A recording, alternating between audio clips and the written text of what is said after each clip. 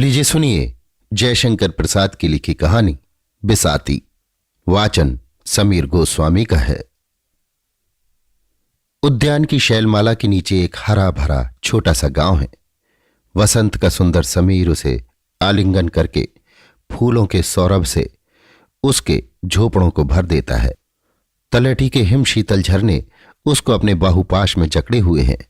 उस रमणीय प्रदेश में एक स्निग्ध संगीत निरंतर चला करता है, जिसके भीतर बुलबुलों का कलनाद कंप और लहर उत्पन्न करता है। दाड़िम के लाल फूलों की रंगीली छाया संध्या की अरुण किरणों से चमकीली हो रही थी।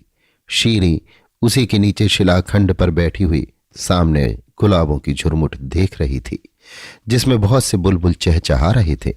वे समीर के साथ छुल छुलैया खेलते हुए आकाश को अपने कलरव से गुंजित कर रहे थे। शीरी ने सहसा अवगुंठन उलट दिया। प्रकृति प्रसन्न हो हंस पड़ी। गुलाब के दल में शीरी का मुख राजा के समान सुशोभित था। मकरंद मुंह में भरे दो नील भ्रमर उस गुलाब से उड़ने में असमर्थ थे। भौरों के पद पर निस्पंद थे। कटीली झाड़ियों की कुछ परवाह न करते हुए बुलबुलों का उसमें घुसना और उड़ भागना शीरी तन्मय होकर देख रही थी। उसकी सखी जुलेखा के आने से उसकी एकांत भावना भंग हो गई। अपना अवगुंठन उलटते हुए जुलेखा ने कहा, शीरी, वो तुम्हारे हाथों पर आकर बैठ जाने वाला बुलबुल आजकल नहीं दिखलाई देता। आंख खींचकर शीरी ने कहा, कड़े शीत में अपने दल के साथ मैदान की ओर निकल गया। वसंत तो आ गया पर वो नहीं लौट आया। सुना है कि ये सब हिंदुस्तान में बहुत दूर तक चले जाते हैं। क्या ये सच है शीरी? हां प्यारी, उन्हें स्वाधीन विचरना अच्छा लगता है। इनकी जाति बड़ी स्वतंत्रता प्रिय है। तूने अपनी घंघराली अलकों के पाश में उसे क्यों ना बांध लिया? मेरे पाश उस पक्षी के लिए ढीले पड़ जाते थे। अच्छा लौट आवेगा, चिंता न कर, मैं घर जाती हूं। शीरी ने सिर हिला दिया। जुलेखा चली गई।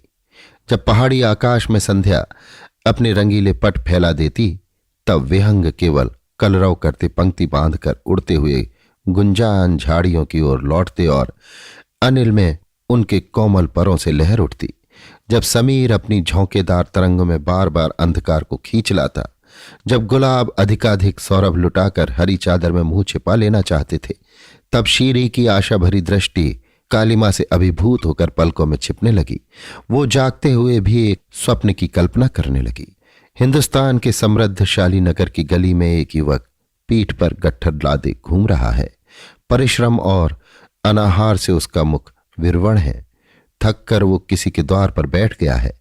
कुछ बेचकर उस दिन की जीविका प्राप्त करने की उत्कंठा उसकी दयनीय बातों से टपक रही है। परंतु वो ग्रस्त कहता है, तुम्हें उधार देना हो तो दो, नहीं तो अपनी गठरी उठाओ, समझे आगा? युवक कहता है, मुझे उधार देने की सामर्थ्य नहीं, तो मुझे भी कुछ नहीं चाहिए। शीरी अपनी इस कल्पना से चौंक उठी। काफिले के साथ अपनी संपत्ति लादकर खैबर के गिरी संकट को वो अपनी भावना से पदाक्रांत करने लगी।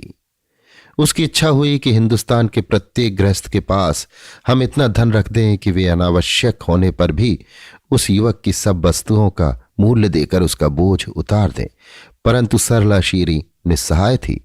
उसके पिता एक क्रूर पहाड़ी सरदार थे। उसने अपना सिर झुका लिया, कुछ सोचने लगी।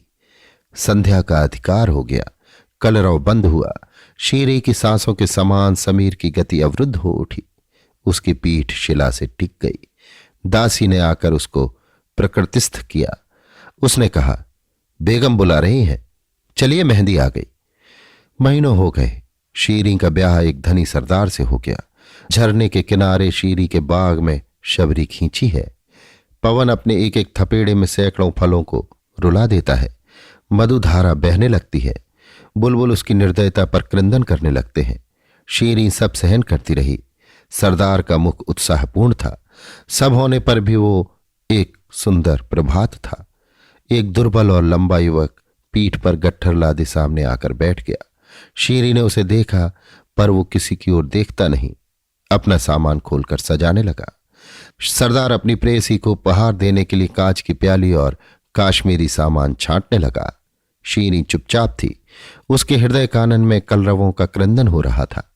सरदार ने दाम पूछा। युवक ने कहा, मैं उपहार देता हूं, बेचता नहीं। ये विलायती और काश्मीरी मैंने चुनकर लिए हैं। इनमें मूल्य ही नहीं, हृदय भी लगा है। ये दाम पर नहीं बिकते। सरदार ने तीक्ष्ण स्वर में कहा, तब मुझे न चाहिए, ले जाओ, उठाओ। अच्छा, उठा ले जाऊंगा। मैं थका हुआ आ रहा हूं, थोड़ा अवसर दीजिए, मैं हाथ मुंह धो लूं। कहकर युवक भरभराई हुई आंखों को छिपाते उठ गया। सरदार ने समझा झरने की ओर गया होगा। विलंब हुआ पर वो न आया।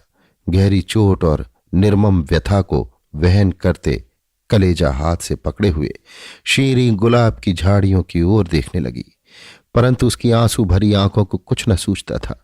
सरदार ने प्रेम से उसकी पीठ पर हाथ रखकर पूछा, क्या देख रही हो? मेरा एक पालतू बुलबुल शीत में हिंदुस्तान की ओर चला गया था। वो लौटकर आज सवेरे दिखलाई पड़ा, पर जब वो पास आ गया और मैंने पकड़ना चाहा तो वो उधर कोहकाफ की ओर भाग गया। शीरी के स्वर में कंपन था, फिर भी वे शब्द बहुत संभल कर निकले थे। सरदार ने हंसकर कहा, फूल को बुलबुल की खोज, आश्चर्य। बिसाती अपना सामान छोड़ गया, फिर लौटकर नहीं आया। शीरी ने बोझ तो उतार लिया, पर दाम नहीं दिया। अभी आप सुन रहे थे जयशंकर प्रसाद की लिखी कहानी बिसाती। वाचन समीर गोस्वामी का था।